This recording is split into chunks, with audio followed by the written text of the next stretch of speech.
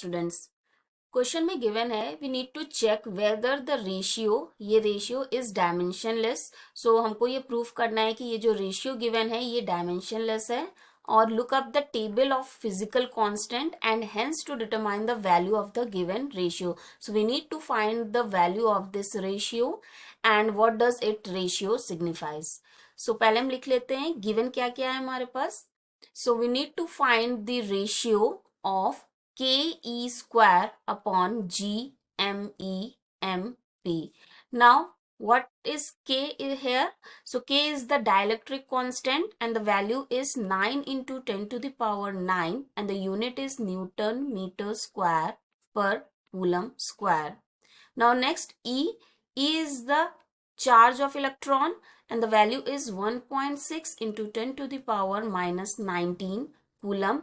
Charge, अब आप ये कह सकते हैं कि यहाँ पर निगेटिव साइन क्यों नहीं है, क्योंकि चार्ज ऑफ इलेक्ट्रॉन और चार्ज ऑफ प्रोटॉन दोनों को ही प्लस माइनस से हम रिप्रेजेंट करते हैं, तो हम चार्ज को as a 1.6 into 10 to the power minus 19 ही लेते हैं।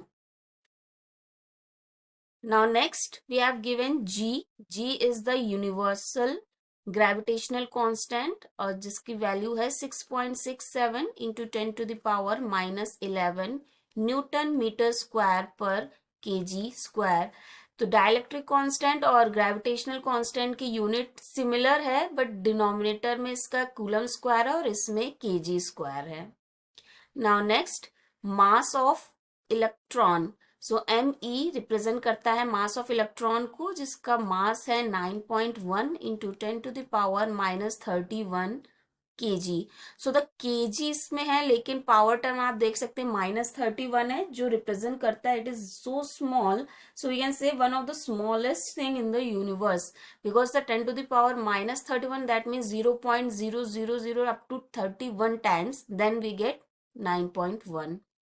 Now next mass of proton is 1.6 into 10 to the power minus 27, that is also in kg. Now first part में हमें ये प्रूफ करना है कि ये जो पावर रेशियो दिया है ये डायमेंशनलेस है। सो फॉर डायमेंशनलेस प्रूफ करने के लिए जो भी हमको ये गिवन है रेशियो, इसमें हम यूनिट सब्स्टिट्यूट करेंगे। यूनिट जब भी हमको डायमेंशनलेस या डायमेंशन जानना होता है तो हम यूनिट्स को पुट करते हैं। सो के की यूनिट है newton metre square upon coulomb square. Next E है इलेक्ट्रॉन का चार्ज, जिसका ई स्क्वायर है, तो चार्ज की unit coulomb, so coulomb square. Now next denominator में यहाँ फर्स्ट है जी का यूनिट है न्यूटन मीटर स्क्वायर पर केजी स्क्वायर। नाउ यहाँ हम देख सकते हैं denominator upon numerator, so numerator upon denominator, denominator में हमारे पास केजी स्क्वायर है, तो ये केजी स्क्वायर हमारा न्यूमरेटर में चला जाता है जब थर्ड पार्टी पे हमारा डिनोमिनेटर है, तो हम इस केजी को यहाँ लिख सकते हैं न्यूमरेटर में, तो ये हमारा यहाँ से न्यूमरेटर हट जाएगा। नाउ नेक्स्ट जी के बाद है M, mass of electron. So mass of electron is KG. Again mass of proton, तो mass of proton is also unit is KG. So KG को हम केजी स्क्वायर लिख सकते हैं और यहाँ से एक केजी टर्म रिमूव कर सकते हैं।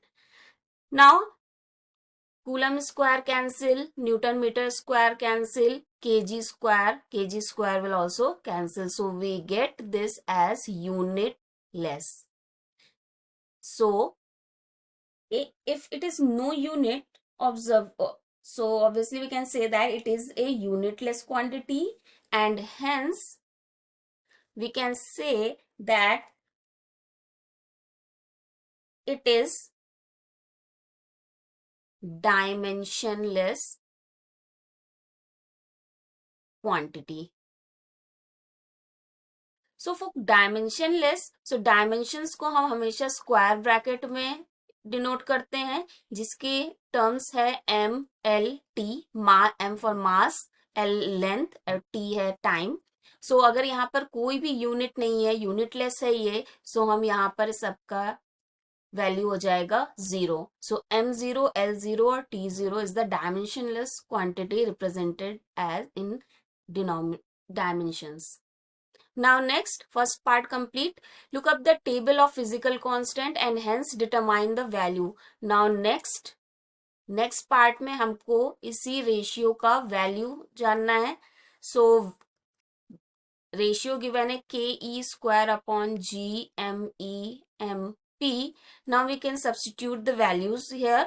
So k value is 9 into 10 to the power 9 into e square. E is 1.6 into 10 to the power minus 19. So यहाँ पर स्क्वायर टर्म है तो हम इसको ही डबल बार लिखेंगे 2 times. So 1.6 into 10 to the power minus 19 divided by G की value है 6.67 into 10 to the power minus 11 into mass of electron value is 9.1 into 10 to the power minus 31 into mass of proton is 1.6 into 10 to the power minus 27. Now we need to solve this. To solve this we need to separate this numerical terms. So हम पहले numerical terms लिख लेते हैं 9 into. सो उसके पहले 1.6 और 1.6 cancelled out. सो 9 into. Also ये जो 9 और 9.1 है इसको भी हम कैंसल्ड आउट कर सकते हैं because both numbers are similar to each other. So numericals में हम इसको कैंसिल कर सकते हैं. तो न्यूमरेटर में हमारे पास है 1.6 और डिनोमिनेटर में मेरे पास है 6.67. Now for power term, so 10 to the power 9. So multiply में पावर्स ऐड होती हैं. So plus minus minus 19 plus minus again minus 19 divided by denominator में हमारे पास है 10 to the power minus 11 minus 31 minus 27. Now we need to solve this. इसको solve करने से न्यूमेरिकल टर्म्स हमको सिमिलरली अप्रोक्सीमेटली वैल्यू मिलेगा 0.23 इंटू. अब पावर टर्म देख लेते हैं. सो न्यूमरेटर में 9 माइनस 19 को सॉल्व करने से we get minus 29 divided by denominator में माइनस 11 माइनस 31 और माइनस 27 को सॉल्व करने से we get minus 69. Now when denominator terms goes to numerator, so divide में साइन चेंज होता है तो minus 69 will be changed to plus 69 if it goes to numerator. So we get minus 29 plus 69. So approximately 0.23 into, after solving this, minus 29 plus 69 we get 10 to the power 40. So इसी को ही हम approximately लिख सकते हैं 2.3 into 10 to the power 39. So this is the value of this ratio. Now next हमें क्या बोल रहा है कि what does this ratio signifies. So इस रेशियो में अगर हम आर स्क्वायर डिवाइड करते हैं both in numerator and denominator, so K E square upon R square is the electrical force and G M M upon R square is the gravitational force. So ये ratio हमें signify करता है. So ratio is electrical. So this ratio is of electrical force to the gravitational force and जो कि है between electron and proton.